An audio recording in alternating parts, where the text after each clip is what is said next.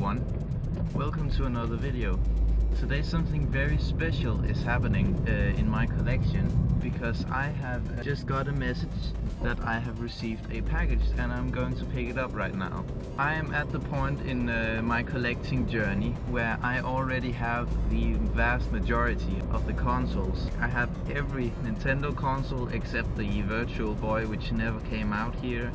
I have every Sega console, although some are broken. I have every PlayStation except for the latest one, and so on. So it's kinda rare that I get a new console. The one that I have just received is an Atari 7800, so let's check it out. I see they reused a box from a rundsav, which I don't know what is in English, but it's one of these saws. And also, if you were wondering how I filmed that before, my phone fits perfectly in my steering wheel, like that. So when I turn the wheel, the camera turns too. And it has arrived home safe. I'm gonna open it upside down because the top has personal info like my address and stuff. I don't want you to know where I live, weirdly enough. This is hard with one hand. There it is. Oh, it's much smaller than I had thought.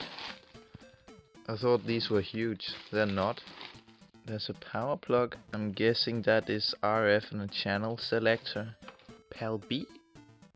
I didn't know this was like the NES where there's two versions of PAL. That's interesting. Also, I love how it looks very similar to the 2600 Junior.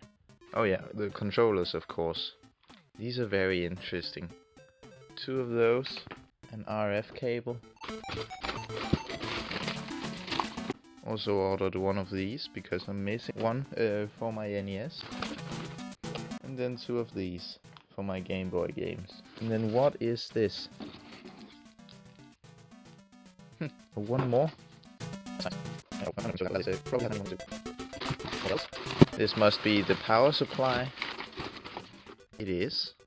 Atari power supply with the blue tip. Interesting. And a card from the store. So that was it. Now we have a box for my cat. I like how they carried all the design language over from the Atari 2600 Junior, which is the only other Atari console I have. Also, I believe this one is backwards compatible with the 2600, which is good because I did not get any games for that. Now, for some reason with the 2600 I have a lot of trouble getting it to make a good signal over RF. So I'm hoping this thing is much better.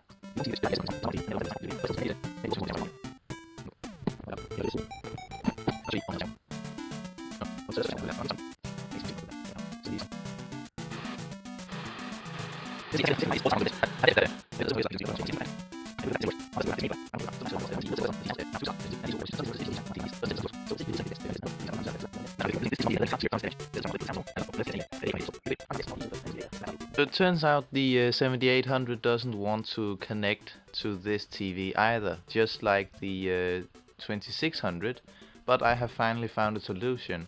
The first solution I found was to connect it to this TV, which can then take any TV channel it receives and convert it to SCART, which then goes to here. That works perfectly fine and there's no delay, but I can also do the same by plugging it into the VCR, which then also converts it to SCART, and this is what I've done here. Now, why it doesn't just plug in like it's supposed to, I have no idea, but now it works. And as you can see, it is actually backwards compatible. This is a 2600 game that's running right now, and I can pick it up and play, which is very hard. Let's shoot him.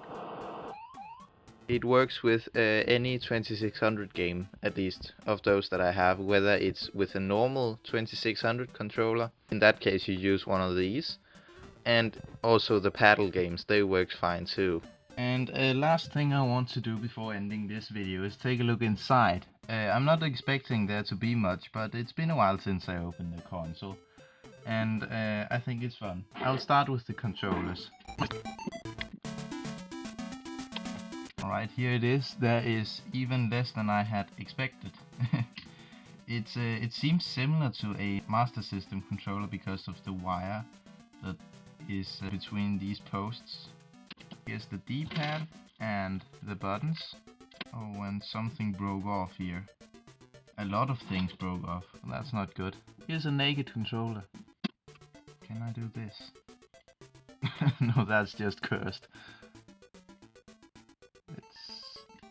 Let's do that. That's better. And before screwing something like this back together, always test if the buttons can be pressed. And they are fine.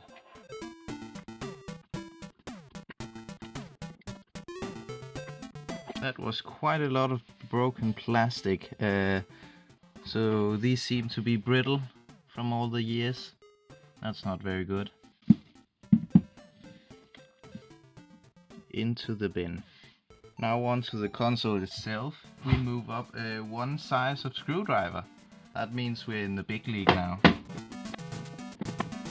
That was very easy. Here's the bottom, and the top layer has the buttons right here. And that is the RF shield off. Hot glue from the factory, that's not how you recognize quality. If you didn't know already. Oh, there it is. The bottom has more RF shielding. Oh, and there's what is that? Something soft. As if they thought this thing would ever vibrate or something. That's weird. Anyway, let's put it back together. There wasn't really a point to opening this thing anyways. I just think it's neat.